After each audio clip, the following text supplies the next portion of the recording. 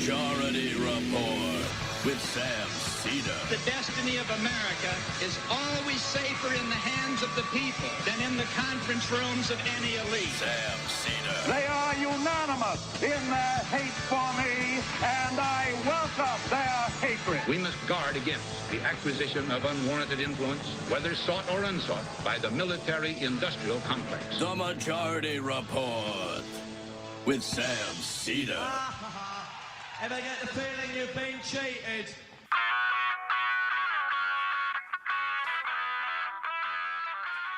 It is Monday, March 23rd, 2026. My name is Sam Seder. This is the five-time award-winning Majority Report. We are broadcasting live steps from the industrially ravaged Gowanus Canal in the heartland of America. Downtown Brooklyn, USA. On the program today, David J. Bier, Director of Immigration Studies at the Cato Institute, and Chair of the Selz Foundation Chair in Immigration Policy. Also on the program today, Trump extends his deadline about the Strait of Hormuz by 5 or so days. Meanwhile, Chuck Schumer slams the potential $200 billion supplemental request. As Trump pretends to have successful talks with Iran, Israel bombs more Iranian infrastructure. Israelis go hog wild on the West Bank,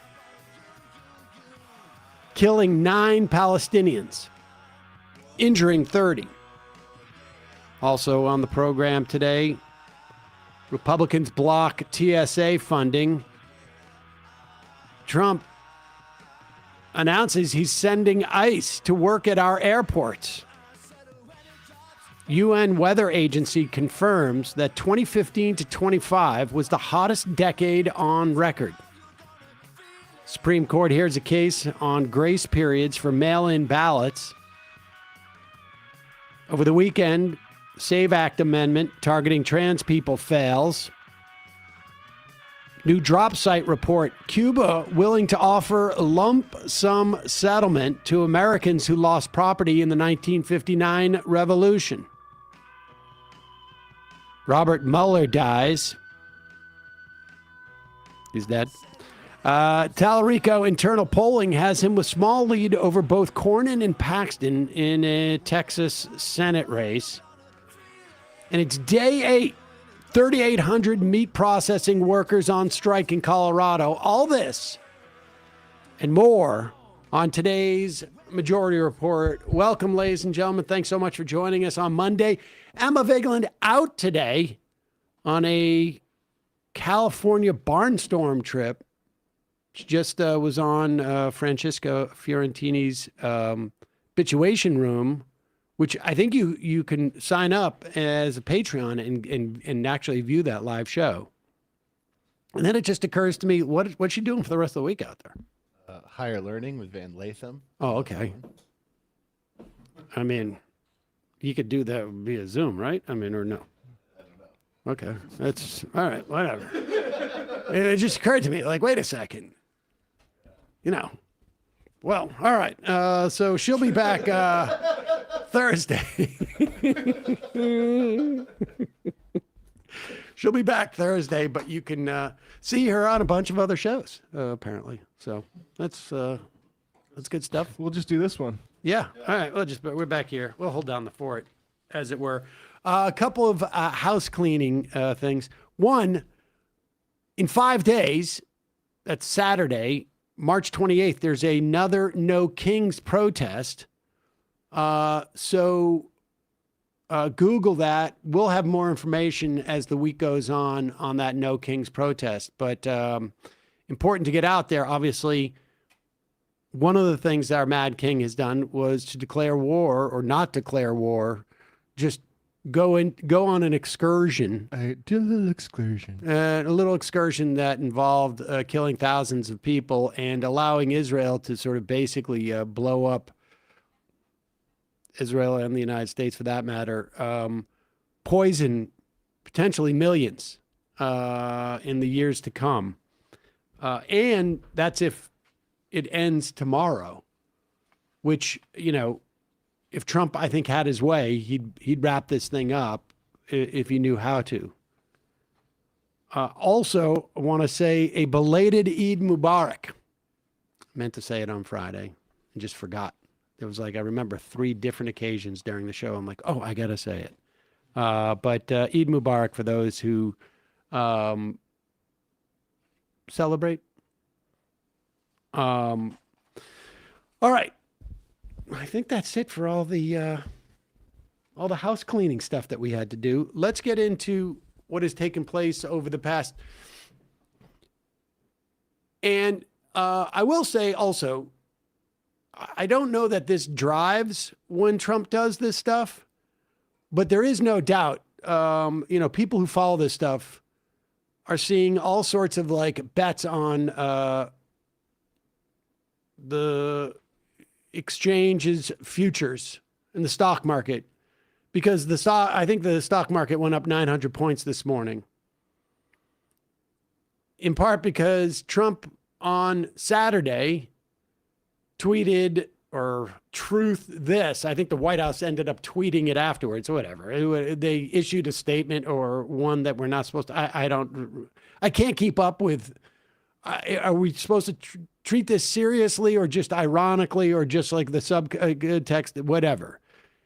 He wrote, if Iran doesn't fully open without threat, it's all capitalized, the Strait of Hormuz within 48 hours, that's capitalized, from this exact point in time, the United States of America will hit and obliterate their various power plants, in caps, starting, that's in caps too, with the biggest one first.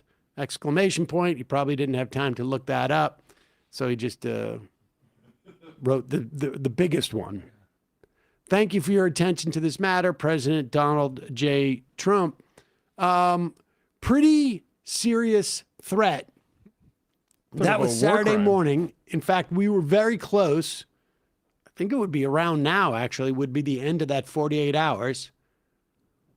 Shortly after that, later that day, right? Was it? Sunday, he wrote, peace through strength, to put it mildly. And that, of course, is in caps as well. All of it's in caps.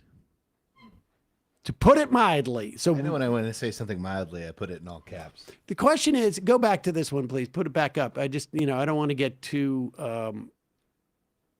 pedantic, but which part is, now when he says to put it mildly, he's obviously being, you know, he's trying to be ironic, right? Yeah. Because he capitalized it. But which part was the mildly part? Just like a lot of peace through strength, or peace through a lot of strength? Or maybe it's just a lot of peace through a lot of strength. I don't know. I don't know. I don't even know what inspired him to do that. It was almost like, hey, guys, don't forget, I threatened you yesterday. So don't forget my threat. It's been I forgot about it. It's been 24 hours, so it was sort of designed for you to come back in an hour or two and go, okay, we're going to open it up. So don't forget. Hello. 24 hours, just trying to remind you. This is honestly like where you have a situation where it's like we may have plans on Friday night, but it's unclear if one of us has locked in the plans and the other person wants to know what they are, but doesn't want to seem like they're hounding. Right. So they send like, oh, here's a link I thought you might like to this story I saw in the New Yorker. Oh, okay. And then here's another thing. It's like, hey, just want you to be thinking about, are we doing this on Friday night or what? So, there's a reason why they call it taco, I guess, because this is what he announced this morning. I am pleased to report that the United States of America and the country of Iran have had, over the last 2 days, very good and productive conversations regarding a complete and total resolution of our hostilities in the Middle East. Based on the tenor and tone of these in-depth, detailed, and constructive conversations, which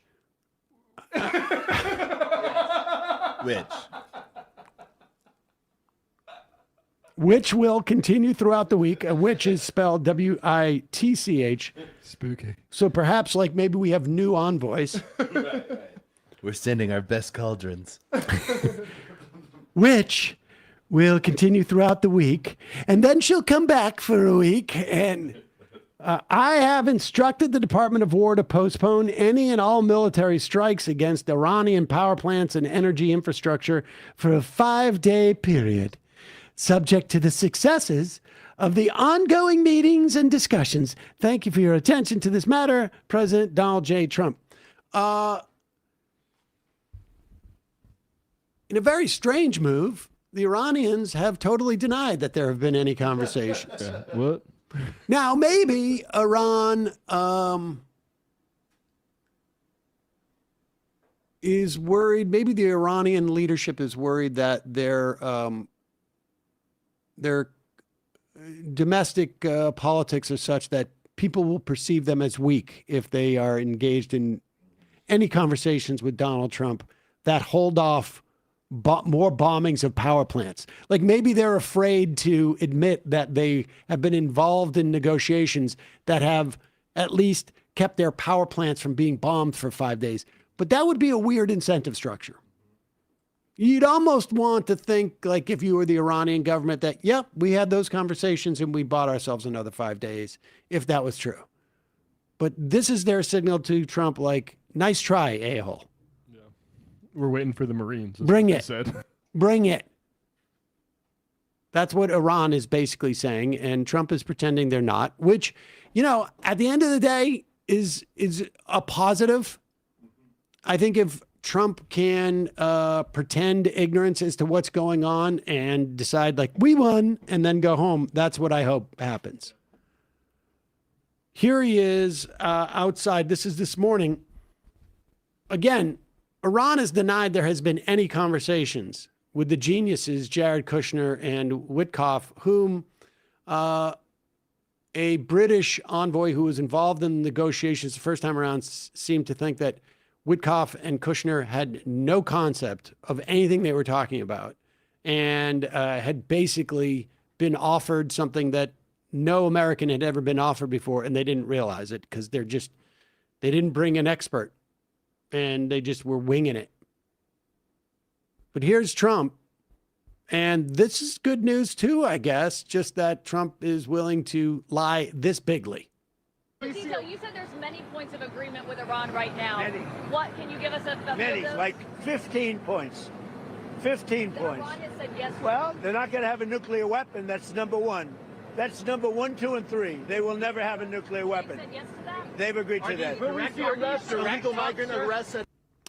Okay, they've agreed to that about, I don't know, depending on where. I mean, if you take the Iranian word for it, they, as early as like 2001, were saying, we're not going to build a nuclear weapon. We don't believe in killing civilians in that manner.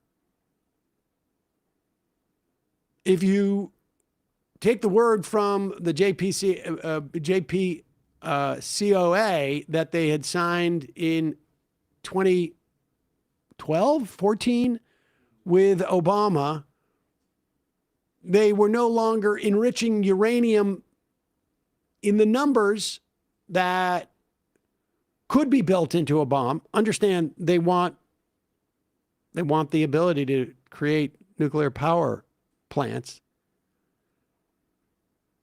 And if you believe the foreign minister from Oman, they had offered to also not stockpile any enriched uranium, just maintain it for nuclear power use.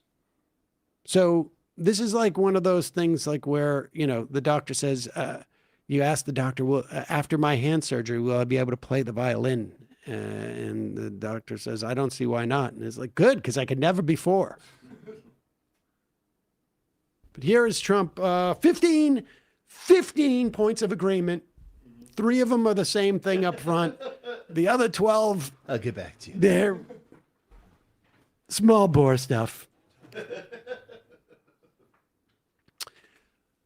And people are asking, like, well, if everything's been resolved, if we agree on 15 points, we're spending billions a day killing Iranians, either now or sort of like causing them death and illness in the future. Why are you asking for more money for the war? If the war is ending, do you still need $200 billion? It's always nice to have. It's always nice to have. It's a very inflamed world, and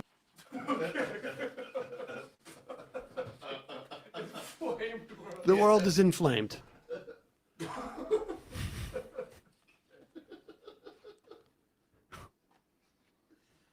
Can I recommend beef tallow What's going on with this global inflammation? to deal with the inflammation? It's because of Raw turmeric.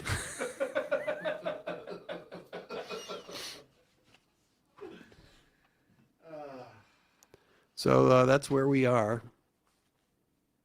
I mean, incidentally, gas prices are, I don't know, $6 a gallon. But according to, where is JD Vance? Is he still in the country, or how deeply, like, is he buried in some type of nuclear silo? We've got to protect JD, so no public appearances, nothing. I think his chief policy person just quit, though. On the Middle East. I'm pretty sure his person just left. JD, you got to get in the submarine. Yeah, we need to protect you, so don't say anything about anything. He's underground at NORAD. Remember when Witkoff and Jared Kushner were on talking about things? This is like completely like a vase broke in the living room, and then all of a sudden, like, the kids have decided to finally go outside and play basketball for like 7 hours. Where did everybody go? Incidentally, the OPEC oil embargo that implicated the next decade of economics. Do you know how long that was? 1973. I remember it as a kid. I remember getting in line, like we had to wait in line for to get gas. Did it go to Jimmy Carter? Did it go that long? The embargo itself was in 1973, and it was 5 months long. Oh. Right. Happy Monday, everybody. A couple words from our sponsor, then we'll be talking to David J. Bier, Director of Immigration Studies at the Cato Institute and Chair of the Selz Foundation on Immigration Policy.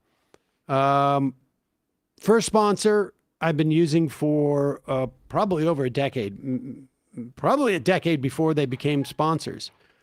And it's Delete Me.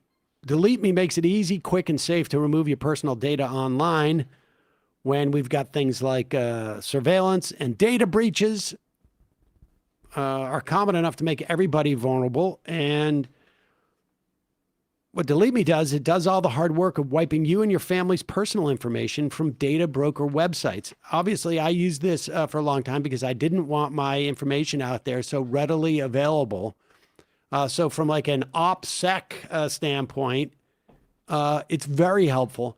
But it's also like literally every other day, I will get a letter from some company I had no idea had all my information. They're a subcontractor for my health insurance or whatever it is. We had a data breach.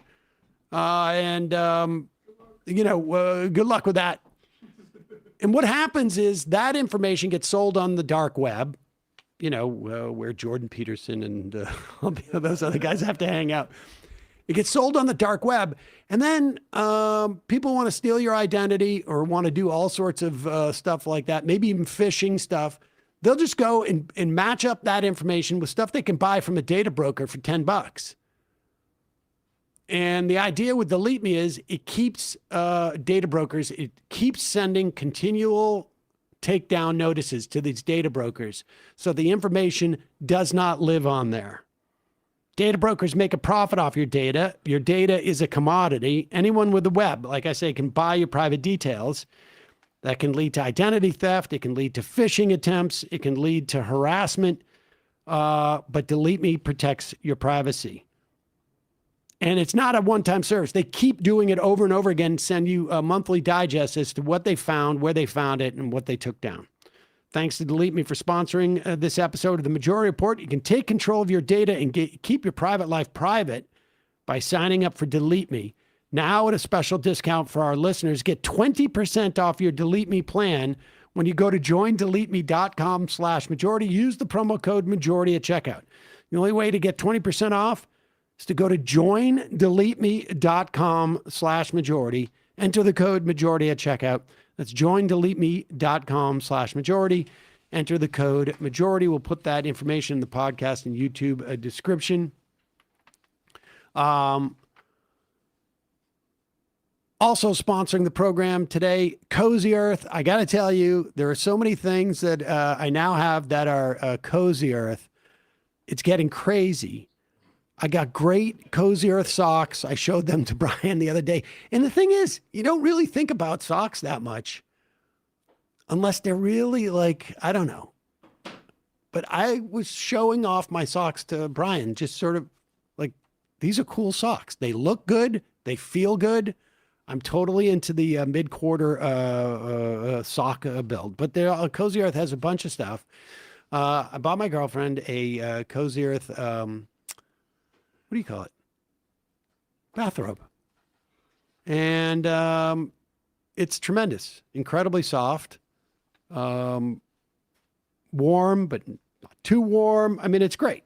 Not heavy. That's what I like about all the Cozy Earth stuff, too. They've got comforters that I have. The sheets are fantastic.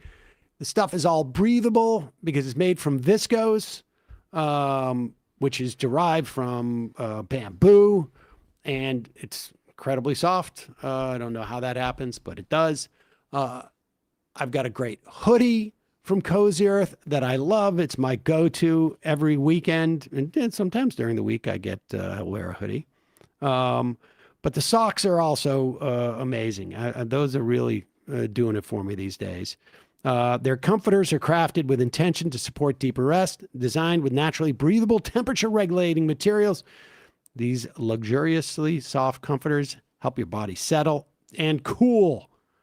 That's what I love about them. Cozy Earth purchases are risk-free with a 100-night sleep trial. You try them out. If you don't love them, return them hassle-free. 10-year warranty, because once you feel this level of comfort, you'll want it to last a decade. Thanks to Cozy Earth for sponsoring this episode. Discover how care in every detail transforms simple routines into moments of true comfort and ease. Head to CozyEarth.com, use the code MajorityReport, one word, for up to 20% off. That's code MajorityReport for up to 20% off. And if you get a post-purchase survey, be sure to mention you heard about Cozy Earth right here. Experience the craft behind the comfort. Make every day feel intentional. Quick break. When we come back, David Bier, Director of Immigration Studies at the Cato Institute, Chair of the Selz Foundation on Immigration. Be right back after. We are back. Sam Seder on the Majority Report. Emma Vigeland out today. It is a pleasure to welcome to the program David J. Bier. He is the Director of Immigration Studies at the Cato Institute and Chair of the Selz Foundation on Immigration Policy. David, welcome to the program. I actually think that you might be the first guest from Cato that I have had on my program in doing this for 21 years now. What an honor. So there you go. Thanks for having me on. I'm glad I was the one to break through. There you go. I want to just start with this clip here because in many respects, this exchange tracks sort of like where there's been a divergence on some level from where Cato was or is. Really, Cato has been really more or less in the same place as far as I can tell over the past 30 years of immigration on immigration policy. And the Republican Party is sort of like, it was never necessarily running in parallel, but it's sort of like really veered off into some. But here's an exchange with you and Senator Kennedy. We had played this clip the other day. I guess this happened about 2 weeks ago, but it's impressive in many different ways. But let's just play this clip. Said, quote, they, referring to Republicans, think they can troll their way into us accepting ethnic cleansing, end quote. Your words, not mine. Did I read that correctly? That was in regard to a Department of Homeland Security post about advocating 100 million deportations. That is what DHS had own account. 100 million deportations would be ethnic cleansing. You would be removing 1/3 of the country. So yes, there are people within the Department of Homeland Security. And you don't think this is hyperbolic? Give me 30 more seconds. I think advocating 100 million deportations is I'm having fun here, ethnic Mr. Chairman. cleansing. Okay, so I mean, he was trying to. I almost felt bad for him because he was trying to read off tweets that were somehow, as he said, hyperbolic or like inappropriate, and it was almost that he hadn't looked at the sheet of paper they had given him before. He was just sort of fishing around, and he stumbled on this. This is the thing that the Homeland Security posted on their Twitter feed. America after 100 million deportations. I mean, it's pretty shocking. But with that as a jumping off point, like, let's go back and talk about when that divergence happened. I want to talk just a little bit of history of immigration policy in this country in sort of like the modern era, if you will. When did that break? When did that break really start to happen? I mean, we had Reagan provided amnesty for about 3 million plus, I think, of undocumented immigrants. What happens after that? Yeah, look, from our perspective at the Cato Institute, my predecessors in my position were called to testify by Republican members of Congress, throughout the 1980s, 1990s on behalf of Bush administration and Reagan administration proposals to reform the legal immigration system, expand legal immigration, legalize people who are in the country illegally, expand the high-skilled immigration system. One of my immediate predecessors in the early 2000s at Cato was an INS administrator under the Bush administration, the George W. Bush administration. And so the idea that there was this huge, libertarians were not accepted as real, part of the coalition, or, people who couldn't have good ideas on immigration. I mean, couldn't be further from the truth. And from my perspective, I mean, I worked for a Republican member of Congress in 2013, 2014, and 2015. And during that period of time, he was openly working on bipartisan immigration reform. He's a Republican member, Raul Labrador from Idaho, Republican member of Congress, deep red state, totally permissible. For him, he got reelected. So the idea that really what we've arrived at now is that Republicans cannot be pro-immigration and be Republicans. They can't have a platform of realistic immigration reform that benefits the United States, that grows our economy, that protects the rights of Americans. I mean, these were mainstream positions within the Republican Party not that long ago. Maybe it's always been, hit 50-50. There's always been this coalition that's hard right or against anything that would smack of amnesty or anything that would be pro-immigration. But that idea that, you can't have those people in your party is a new thing that's been created just in the last few years, really by the Trump administration, Stephen Miller in particular. And so I've seen both sides of it. I've been on the inside. We were able to collaborate and talk about immigration reform. We didn't get it done. That was a failure. Maybe I had something to do with that. But at the end of the day, it was totally within our ability to be out there talking about reasonable immigration reform as Republicans. I mean, I remember there was a big push by George W. in 2000. Say it was either 4 or 5. I can't. The actual year escapes me at the moment. And part of that was because he and Karl Rove had this sense, and certainly there was a big sense across, like sort of like in the academic worlds, that demographics were destiny. It was Judas and Teixeira, I think, that wrote that book about there's a certain inevitability that Democrats are going to control everything because of the nature of immigration and the way that the United States is changing in terms of like, basically, I don't know, just demographically speaking, that didn't really actually happen. But there was a push by the Bush administration in 2005, I think it was 2005, to have some type of like comprehensive immigration reform. And if I remember correctly, it was like Mark Levin and Laura Ingraham, and then a series of other right-wing talk show hosts across the country. They had major marches, major. They mobilized a lot of Republican voters to come out against that. It failed then. The next attempt was led by Marco Rubio. I specifically remember getting into a fight with another guy, like a guy I knew from college, about Marco Rubio. I'm like, dude, he's not for real. And he's like, well, this is going to be amazing. And Rubio dropped it like a hot potato on point. I mean, he like literally put his hand, it looked like he put his hand on a stove. And I think that was probably the one that you're talking about in 2013, right? Wasn't Rubio like one of the guys who just completely walked away from it? Yeah. I mean, he actually voted for the bill. So he did actually get it through the Senate, and with a supermajority. It was a bipartisan bill. A lot of Republicans did vote for that legislation, a sign really of how different times have changed. I would say, we are skipping over some history here. There was a 2007 effort where Democrats controlled and Bush administration was in favor of it. And really, I think that the Democrats had a role to play in bringing that bill to about its downfall. But at the end of the day, I think when we're looking at it, it's really the Republican Party's problem at this point. The fact that there's just no support for any kind of reasonable immigration reform on the Republican side is the real problem. We have to get back to a point where bipartisan reform is at least possible. It's the only way it's going to get through the Senate.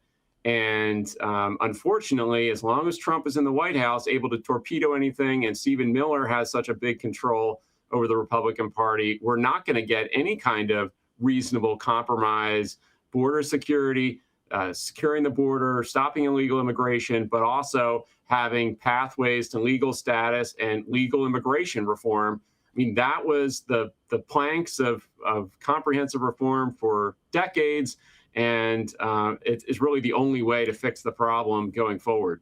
I want to get into sort of like where the Republican Party is now, because I think you were on to it when you were calling out the desire to deport 100 million people. I mean, the categories of people that have to be deported for 100 million people to go are pretty expensive. Well, there's only 50 million immigrants in the United States. There's only, 14, 15 million. But, I don't know, like you could, I mean, I think like their ability to get creative on those things, like, they could say, the senator you work for was from Puerto Rico. I mean, they could say like, listen, Puerto Rico's not a state and it's territory. You got to stay there. I mean, like, who knows? Right. Look, obviously, you're talking about deporting U.S. citizens at that point, U.S.-born citizens. They're already on that track. I mean, getting rid of birthright citizenship is the first step to that goal of 100 million deportations. Because once you take away the birth certificate as your defense against a deportation, then it opens up a whole new class of people, because in order to prove your citizenship at that point, you have to prove the citizenship and legal status of your parents. And that really is the gateway into deporting a lot more people who were born here, they're not immigrants. They're not being deported. They're being renditioned or expelled. I mean, what other words do you want to talk about? I talk about a population purge. This is what the agenda is. And so many people are in denial, despite the Department of Homeland Security putting it out there. They're talking about it openly. This is the goal: 100 million deportations, deporting U.S.-born Americans is on the table already. They're going to the Supreme Court. Once that birth certificate is no longer a defense, then yeah, millions and millions, tens of millions of people who are born here could be deported just from that. And then you're really. And I just want to be explicit about this. So there's two elements to this. One is like you say, once the birth certificate, your own birth certificate itself, doesn't that you're naturalized, or that it does not provide defense, it just becomes that much harder to generate the evidence you need if you've been singled out. I mean, we've seen this in operation, right? We've seen U.S. citizens get scooped up in this. They didn't have the ability to prove in the moment, and they get deported. We've seen many, many people who are legal here. They're not citizens, but they are here legally, get deported, get held for months on end. We've seen all that happen. And so the idea is that, like, if there's less ability to prove that you are allowed to be here, you are gone, because there's no sort of like, there's nobody providing any accountability for who gets lifted up. There's no adjudication of it. But the other thing we should be explicit about, I think it's important, is for the most part, this is about it's not going to be a random 100 million people. Yeah. It is going to be people who are not white in some fashion. And that may mean they're indigenous to this country. It may mean that they're black or brown. Surely some people will, maybe they have an accent. So, there'll be some white people like, oh, you have an accent, you're gone. But for the most part, that's what's going to be targeted. It's not going to be folks like you or I, at least not on immigration, not on that grounds. It could be other grounds. But this is a racial, in the same way that, like, I don't know if Aryans were we're necessarily a race, but it's a similar dynamic. It's about a national purity that they want to push. Yeah, I mean, the preface to the tweet about 100 million deportations is something about being besieged by the third world. And so, yeah, they're quite explicit. It's not going to be a random 100 million. They're going to know who the third worlders are within the country. And it's not going to be based on citizenship, obviously. It's going to be based on other factors, your ancestry, your ethnicity. And,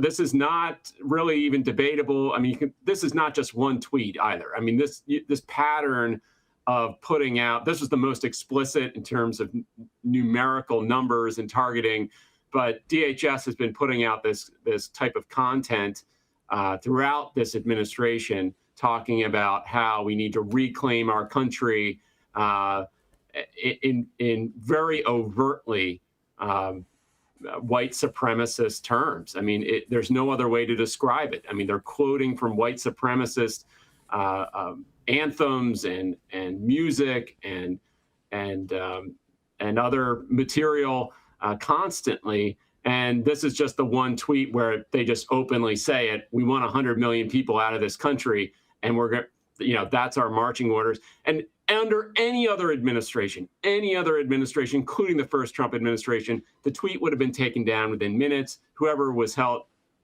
did it would have been fired. This administration leaves it up, no apology, no even clarification. There's no investigation as to who's responsible because everyone knows that this is what they're doing, that this is, it's not an aberration. They racially profile openly. They talk about it. They defend it to the Supreme Court. And, it riles up the left. It makes libertarians mad. And that's good from their perspective because they really don't care about anything else. Where are we on Kavanaugh stops? Will you just we hear that term a lot. Will you just explain to folks what that means? Because we talk about profiling and it wasn't that long ago we thought racial profiling was bad. Yeah. So this phenomenon came out of a court case in Los Angeles where the administration, Department of Homeland Security, was profiling people on the street using their demographics.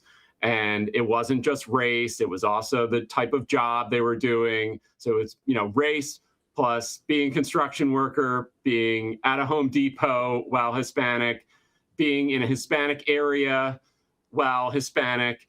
These were all things that were used to justify stopping people and demanding that they have their papers on them, pointing guns at them, threatening them, detaining them. If they couldn't prove that they were a citizen on the spot or didn't want to or ran away from them, they were tackled and detained. And so the injunction in that case, now the administration had argued, we're not doing this. There's no racial profiling here. Doesn't matter. You can issue an injunction to stop it. It won't make any difference to ICE operations in Los Angeles. The court issues an injunction and ICE arrests drop by 2/3 immediately after the injunction. So they were absolutely caught red-handed doing racial profiling. So then they go to the appeals court and say, look, you can't issue an injunction stopping racial profiling and more explicitly defending the idea that they can use this type of demographic profiling. The court again says it's unconstitutional. So they appeal to the Supreme Court and they get an emergency order overturning the injunction. And that's where Kavanaugh, he was the only one. It's unfortunate for him because he was the only one with the courage to actually explicitly defend what DHS was doing and defend the court's decision, which was 6-3. All the conservatives on the court voted the same way to allow this to continue. And he said, as long as it's a brief stop and it's not a big deal, and this is no different than a cop seeing someone casing a bank and deciding to, check them out.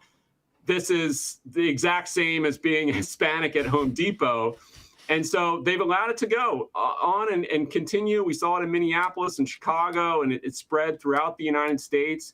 And now they're training state and local cops to do the same thing. So now all of Florida and a lot of Texas cops are now being trained to be ICE agents and do the same racial profiling at the state and local level. So it's spreading throughout the United States, and they use all sorts of means to detain and stop drivers based on these factors. Profiling that they use. Like, how hard is it to train somebody? Like, if that guy looks brown or black, or if you hear an accent that sounds different from Texas, well, go ask for their papers. Well, the training is really untraining, right? Because they're trained not to do this stuff. They're trained, I need probable cause, I need specific evidence related to the person that I am stopping. That would stand up in court. This is it's like training cops to be trigger happy, essentially, exactly. In terms of their investigation. Yeah. Okay, so all right, what has there been any change insofar as in the wake of Minnesota, where Minnesotans really,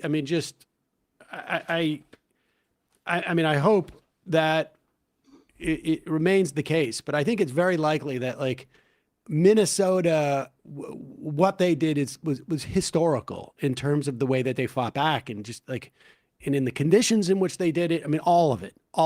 And it's not to say there's no more ICE there, but the level of aggression and oppression, and just like the invasion of that many people into a space, it cost them politically. Yeah. And Kristi Noem is out. As you know, part of that was the commercial, but I'm sure it was broadly just like somebody needed to be the fall guy for Minnesota, and she's a woman, so it's obvious that it's going to be her.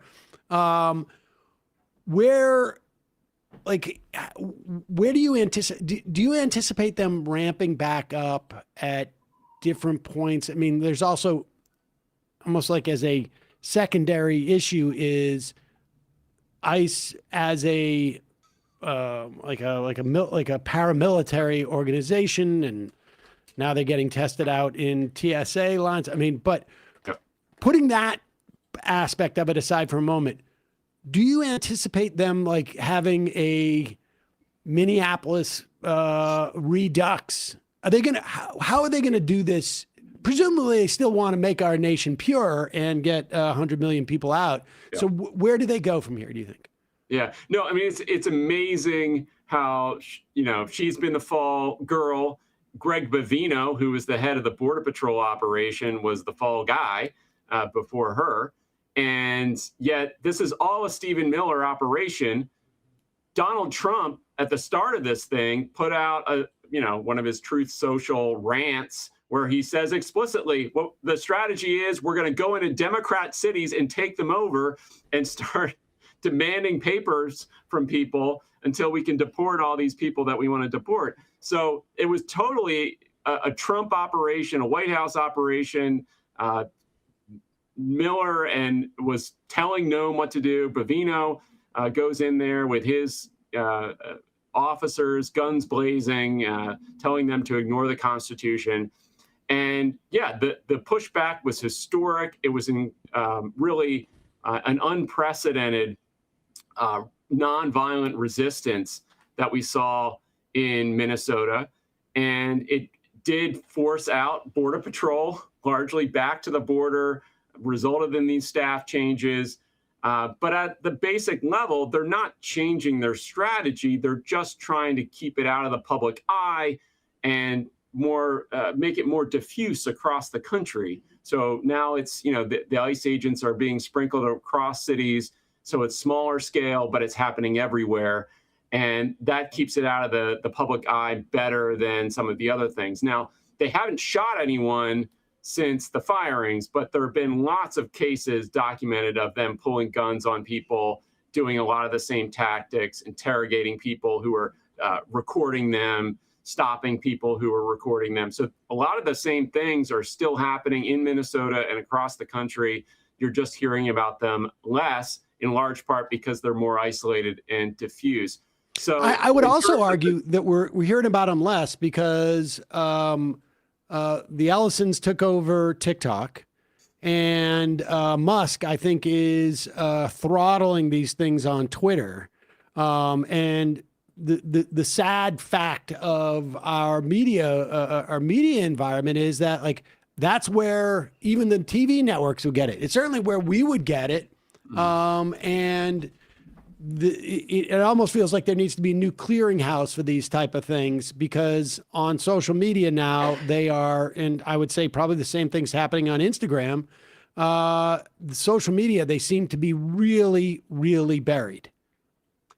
Yeah, I mean, I don't know. I don't know about that. It's certainly possible, and there's no doubt that a big part of the reason for the downfall of TikTok was because of the content on there. They were explicit about that. They didn't like that there was political content they disagreed with on spreading like wildfire on this platform, which is one of the main reasons why Cato filed a brief in those cases saying this is unconstitutional to target a platform because of the content on it. But, ultimately, Supreme Court said no problem here, and the sale was forced. And of course, we already knew at that point where the sale would be going to and what political persuasion would end up owning that social media site. But, just going back to the tactics here, I mean, there's so many different ways they can use ICE. It is literally a private army. They're getting involved in airport security because that's what they think is going to sell at this moment. Then they'll go and storm into farms. They'll target Somalis because they're the most unpopular immigrants they can find.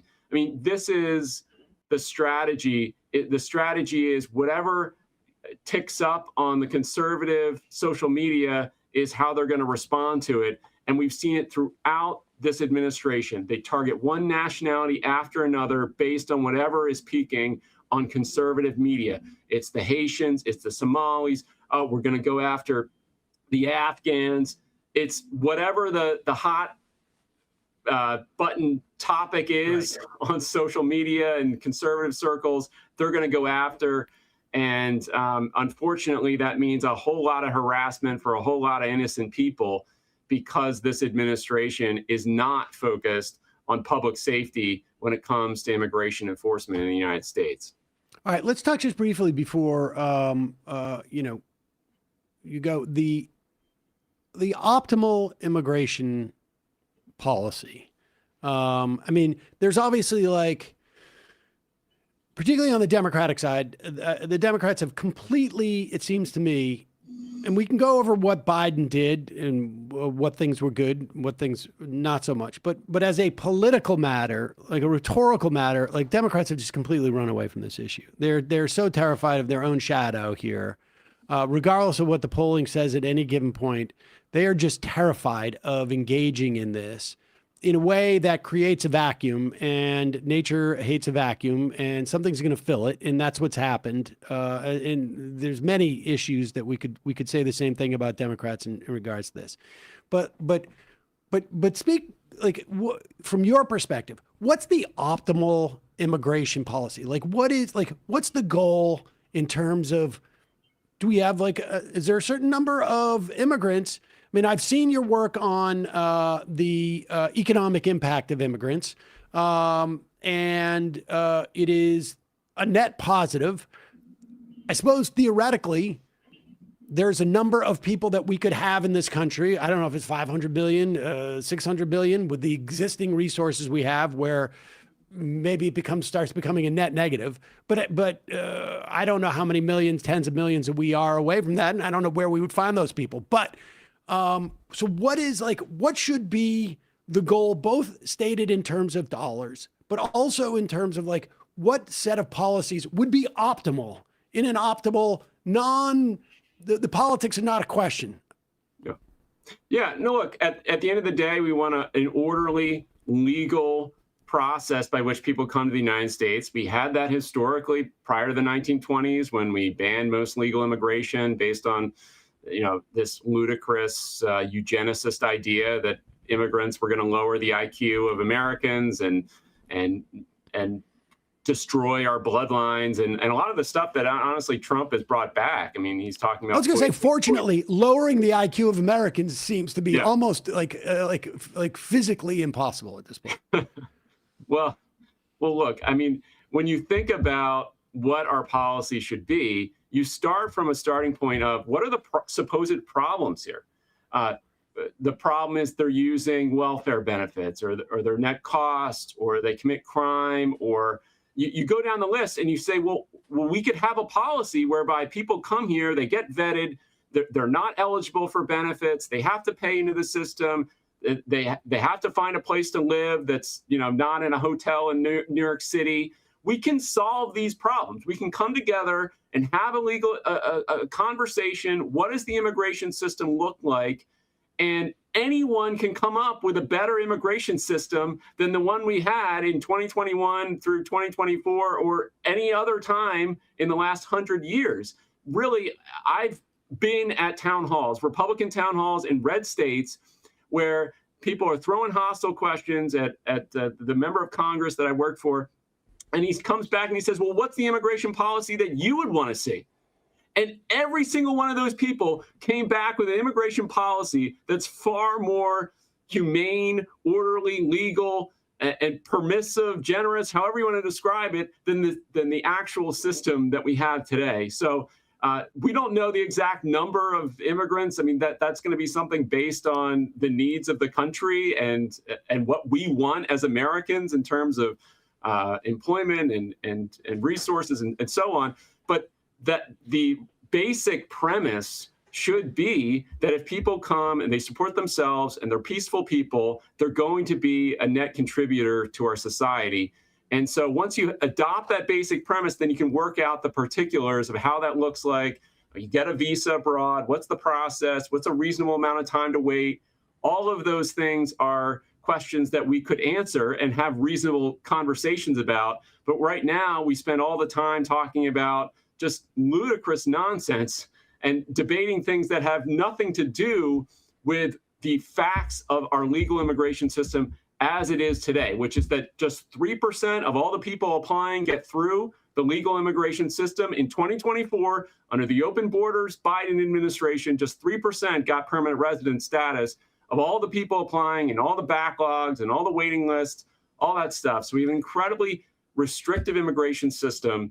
And we need to fix that, create a viable path for people who want to come here, or we're going to be dealing with this illegal immigration problem for the next century. So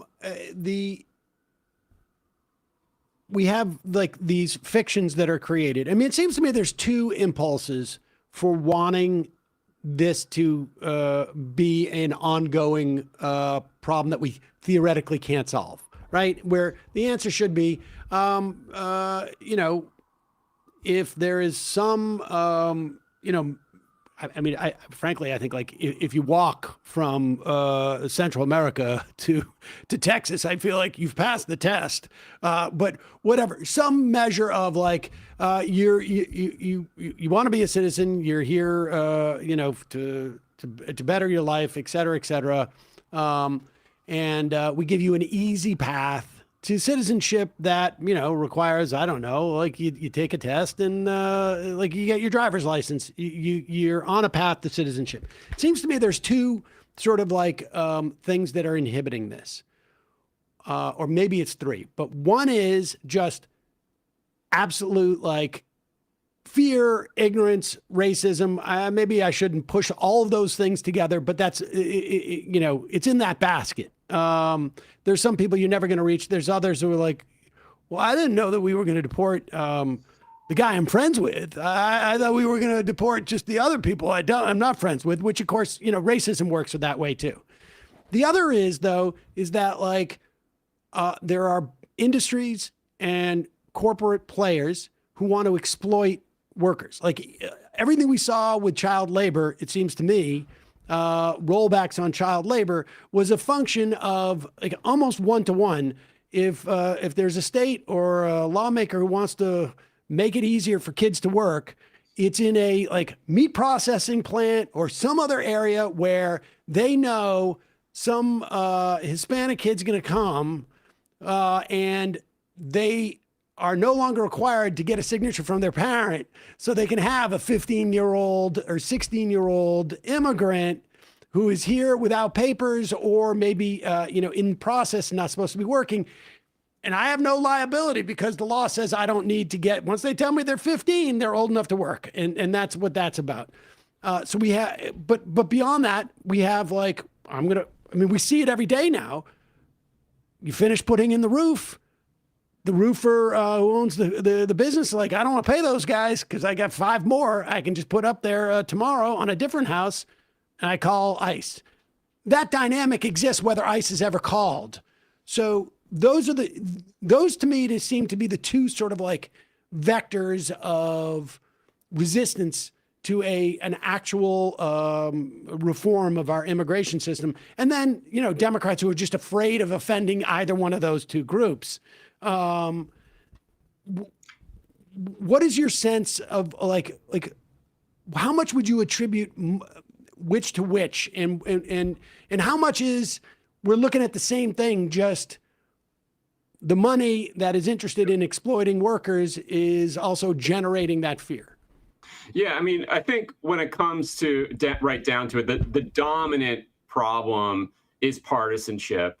And that really has two forms. One is the immigrants are coming to vote for the Democrats, and therefore I can't possibly allow immigrants to come in, even though Republicans have only ever done well when the immigrant share of the population has been high. I mean, they've controlled the House of Representatives about 80% of the years since 1995, when the immigrant share went above 10%. They basically didn't control the House of Representatives at all prior to 1995. 40 years, yep. Yeah, basically back to the 30s. So the idea that they can't compete when there's immigrants is just not true. The other part of it, partisanship, is anything that the Democrats are for, we need to be against. And that polarization, plays out in every field, not just immigration. So I do think that's a big part of it. It's very difficult to overcome, but it's a factor that we have to deal with. On the more, reasonable concerns about, protecting the rights of workers when they get here and things like that. All of that, of course, would be much easier if people were here in a legal status where they could defend their rights and change jobs without fear of deportation. These are all things that we can work on within the immigration construct. When you look at the kids who are coming, the New York Times interviewed hundreds of these kids. And what did they say? Well, the reason why we came and not our parents is because we were able to come. We were allowed to cross the border and get released, whereas our parents were prohibited. So there is a group in the United States who would say we would rather have these kids working in factories and meat processing and all this other stuff, rather than create a visa process for adults to come legally here and work temporarily or permanently. And so, again, these are problems that would be addressed best through a legal immigration reform, as opposed to one that, just bans people from coming and forces them to work underground and all the rest. And so we're never going to deport 15 million people. I don't care what the Trump administration is selling. It's a fantasy land. Their proposal is not actually going to solve illegal immigration. And that's a big part of the messaging here that people need to understand. They are selling a false bill of goods. They're not going to solve people working under the table. They're not going to solve illegal immigration. They're not going to solve all these problems in our immigration system. Having a legalization and a path to legal status and a legal immigration system is the actually feasible. We could fix it right now in terms of the things that you're talking about with a real legal immigration reform proposal. How close was the operations of the Biden administration to, where was that on the good, bad immigration system spectrum? I mean, obviously he needed more money. Anything he could do was sort of less a structural change and more just sort of I guess duct tape and jerry rigging. But to the extent that was happening, just give us because I hear people actually, reasonable people go we wouldn't have this immigration problem if Biden had just done something. And he had done something. It's all, there's a caravan coming to take my second house on a lake in Minnesota type of situation. Yeah, I mean, look, the Biden administration, ignored a lot of warnings, including from me, about how to address this problem. They had banned asylum from day one. They had Title 42 in place. They thought they could just expel people back to Mexico and they'd stop coming. That was not true. Even in the groups that they expelled almost 100% of the time. If you look at Mexican single adults, they were all expelled. Basically 100% of them were expelled back to Mexico, and they kept coming in greater and greater numbers because there were jobs here, and the attraction of our red-hot economy brought lots of people who wanted to work here, and there was no legal way for them to come in. So to the extent that Biden screwed up, he was too harsh at the beginning. He was too. He didn't reopen the legal immigration system. I mean, he did not. This is just a fact. He did not reopen the border. He kept the ports of entry closed to asylum seekers. All of the consulates were closed in the Western Hemisphere throughout 2021. So it's just not true that he, reopened the border on day one or any of this nonsense. Yes, lots of people come came because there was opportunity and there were jobs. And we should want people who want to seek opportunity, who want to contribute economically. And unfortunately, we didn't have a policy that allowed that to happen legally. So we ended up with the dysfunction and disorder at the border. All of those problems were caused by the anti-immigration policies by Congress, by the Biden administration, everything that led to so many asylum seekers not being able to work, having no legal right to work. These are all policies advocated for by the people opposed to immigration, not by the people who wanted to have a policy that promotes integration and promotes economic vitality within our society. And so from my standpoint, they ignored my recommendations until 2024 when it comes to having a legal process for people to apply. They started doing that very slowly and tepidly in 2023, 2024, and it did work. It did reduce the number of people crossing illegally. The Republicans called it, amnesty at the border, and demagogued it and talked about how they were flying in illegals and all this stuff. No, these were legal channels by which people could come and apply abroad and enter the country legally. This was a benefit. It was the right direction. It ultimately, from 2023 to the end of his term in January of 2025, the number of people crossing the border illegally and being arrested by Border Patrol had declined by over 90% from its peak. And then Trump comes in and reduces it further by another 90%, but from a much lower number. I mean, this was a lower number than when Biden entered office. Okay, so Trump left office the first time with a far higher number than Biden left office with. And so, yes, he reduced the it difference further, there, but from a very low base. But Biden was able to reduce undocumented crossings by providing a process. Yeah, right. So the actual number of new immigrants may have been higher under Biden, if I understand you. Than under when Trump. You include the legal flows, yes. Which is I mean, this is the thing, is that they're talking about illegal crossings, and but the problem is the country's not maintaining its national purity.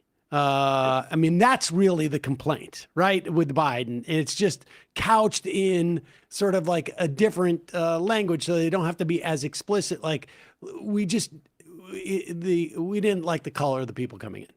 Yeah, but bottom line is they said, look, we can't have these people come legally or illegally. It doesn't matter. We just don't want these people.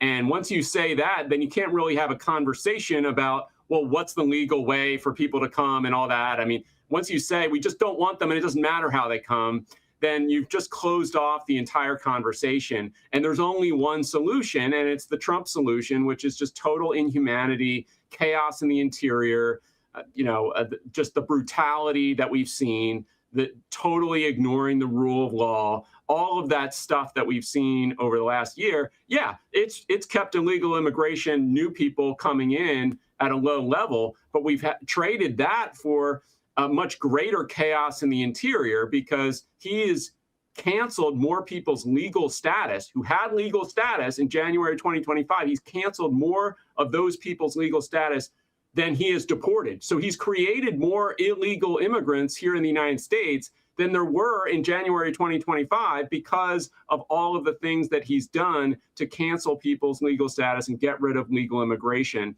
And so he's creating a new chaos, a new problem, more brutality, rights violations of Americans. It's not a good trade. We should have a legal process by which people can come and contribute that would benefit us as Americans, as opposed to this current, just absolute anarchy in the streets with ICE agents just doing whatever they like. David J. Bier, Director of Immigration Studies at the Cato Institute, Chair of the Selz Foundation on Immigration Policy. Thanks so much for your time today. Really appreciate it. Thanks for having me on. All right, folks. That's it for this half of the program. head into the fun half, wherein I hope to get about 1 million IMs talking about how we had our first libertarian on without it getting testy in any way. I imagine we'll have some people who will say, like, how could you not say anything about the Cato insignia on the jacket? Did you notice that? No, I did not. At one point I got hypnotized by it. I couldn't. But good stuff. I do think that, like, listen, it's an open question as to how much of the racism and the sort of like uber nationalism and the purity nationalism. I mean, I don't, what to call it, but it's definitely all those things apply. To me, the open question is about how much of the American public is subscribing to like the bigotry versus the, standard of living, what they perceive as competition for jobs or whatever.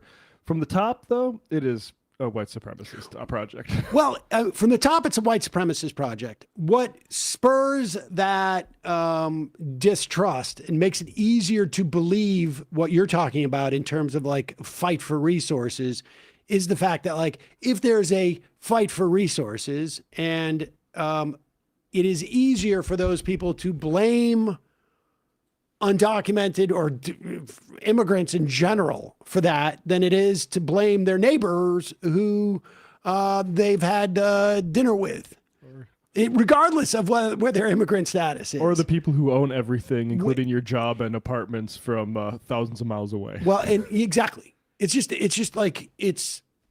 is a lower hanging fruit. But then the question is, like, how much of that bigotry, some of it's at least like natural in the sense that, like, I have less trust for people who live on the West Coast than the East Coast. I mean, this is like, there is a certain, like, Worcester in particular, very parochial place. There's a certain parochialism that everybody has. But also that parochialism is like, kindling. Often the fire is by folks who want to be able to exploit a certain class of people because it makes it's easier for them to get cheap labor. It's easier for them. I mean, so there's a lot of stuff that mixes in there. And I think ultimately, if we're going to get some type of like rational immigration policy, rational and humane. This is like, they actually line up largely 1-to-1. Like, rational self-interest as a nation lines up pretty well with a humane policy. I mean, the irrationality of creating these border walls through sort of these landscapes that, I mean, even I'm seeing all these videos of like sheriffs from border areas being like, we can't, like, it's pointless to build that wall there. You're going to destroy tourism in the area. Like, this is insane. But on the other hand, it's contracts for, people who build the wall and people patrol it, and the people who in the Gulf of Mexico get to drive speedboats around and all that stuff. There's a lot of money in that sort of grift. Yep. But all of that is in there. And I have to say, like, I'm a little skeptical. I've been a little skeptical of Cato. I still remain a little skeptical of Cato.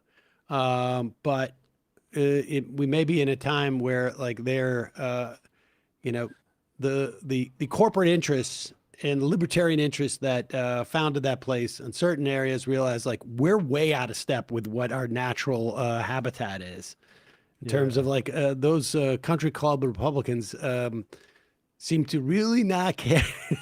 It's very sort of paradoxical that at the moment libertarians seem to have the least amount of cachet sort of anywhere. Their positions look the most correct, like on this specific Is that issue. Paradoxical? No, or actually, is that paradoxical? Benefit of though? not being in any practical political engagement. Is that paradoxical, or does that make absolute total sense? Because, like, the way Dave Smith basically bought and sold the libertarian movement for Trump, as Chase Oliver had, frankly, a good position. I mean, David Bier's position on immigration in the last election. Yep. I mean, losers. Is that paradoxical? I don't think that's. I think paradox is not the exact right Maybe word. like I think it's like natural. Yeah. Like most obvious. When your power is at a low ebb, you're willing to sort of like. Yeah. If they want power, they should go back to questioning seatbelt law. Exactly. Like what's going on with light bulbs right now is insane. Get a license to operate my frickin' toaster. I miss those days. That was sort of almost like some of the. I honestly still best remember times of that my day. life. Yeah, watching the debate. It's like what a miner probably felt like when you found like a rich vein of like gold ore or something like that. Like, yes. Oh, wow, we're gonna be mining holy this all cow. day. We're gonna be rich. There. Hey. Folks, it's your support that makes this show possible. You can become a member at jointhemajority.report.com. When you do, you not only get the free show free of commercials, but you also get the fun half. Jointhemajority.report.com. Jointhemajority.report.com. The URL is jointhemajority.report.com. I think it used to also be like something. Cucknation.org. Cucknation.org, I think it was. Let's see if that still works. Probably not, but. Gonna Google this on the work computer. Nope, it cannot be reached. Oh, sorry. Well, so you're gonna have to go to jointhemajority.report.com. Jointhemajority.report.com. Also, justcoffee.coop. Fair trade coffee, hot chocolate. Use the coupon code majority, get 10% off. They got the Majority Report blend. Check it out. You can get that as well. Matt, what's happening on the Matt Leckian Media Universe? Yeah, on Friday on the Jacobin Show, available at the Jacobin Mag YouTube channel, we talked with Alex Purnell, a great DSA organizer in Texas, who posed the question, what can we learn from Zoran nationally? That, and him and David get into a little bit of what makes New York specific, but also some things that transfer across. So if you're curious about what DSA can do on that question, I think it's a really, really smart conversation. Check that out. See you in the fun half.